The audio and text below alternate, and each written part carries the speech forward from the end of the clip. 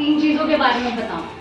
पहला वर्ड क्या है हमारा यहाँ पे, हेल्थ अवेयरनेस प्रोग्राम। सबसे ज्यादा मीनिंगफुल कौन सा ये वर्ड है, अवेयरनेस। इसका मतलब क्या होता है, जागरूकता, जानना, जानकारी।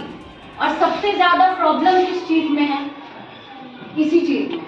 हमें सही चीजों के बारे में पता नहीं है, ठीक है, नहीं पता है।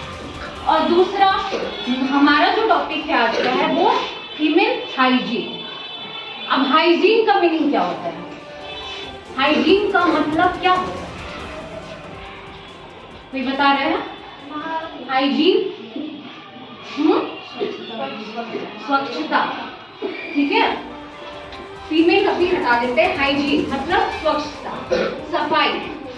और जब स्वच्छता और सफाई की बात होती है, चूंकि यहाँ पे जितनी लोग भी बैठी हैं सारी लड़कियां बैठी हैं, ठीक है, तो सबसे इम्पोर्टेंट क्या है, फीमेल हाइजीन। इस बारे में बात होती नहीं है, हम बात करते नहीं करते हैं, अपने घर में नहीं करते हैं, अपने टीचर से नहीं करते हैं, और दोस्तों से करते हैं जिन्हें खुद ही पूरी जानकारी नहीं होती है। तो क्या होता है कि हमें गलत चीजें पता है और उस चलते बहुत प्रॉब्लम हो रही है, ठीक है, बहुत प्रॉब्लम हो रही है। सबसे बड़ी बात क्या है, इन्फेक्शन, ठीक है, इन्फेक्शन एक वर्ड आता है। और सबसे ज्यादा इन्फेक्शन इंडिया में क्या है, फीमेल्स में सबसे ज्यादा यूटीआई की प्रॉब्लम है, ठीक है। यूटीआई क्या होता है पता नहीं है, ठीक है।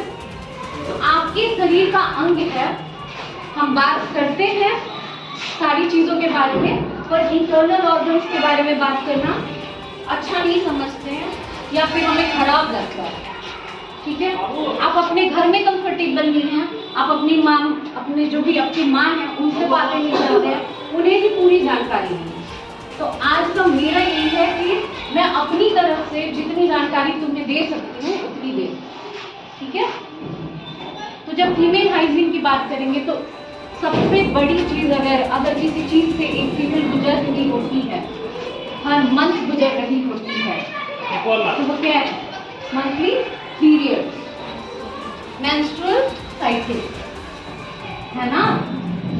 यहाँ जितने लोग भी वो सब गुजर रहे हैं, पर उसके बारे में बात करने में क्या होता है, शर्म आती है, खराब लगता है, अपने शरीर में हो रहा है, शरीर की एक एक्टिविटी है, बात करने में शर्म कैसे है। और यही बात है कि इसके बारे में बात ही नहीं होती है, बना आ रहा है ट्रेडिशन से, और उस वजह से क्या है, प्रॉब्लम पे प्रॉब्लम फेस किए जा रहे हैं। तो अगर चूंकि आपका हर 28 दिन का एक साइकिल होता है फीमेल का, जब आप मैच्योर हो जाते हो उसके बाद से, ठीक है, वो बहुत इंपॉर्टेंट साइकिल है, बहुत ज़्यादा इंपॉर्टेंट है।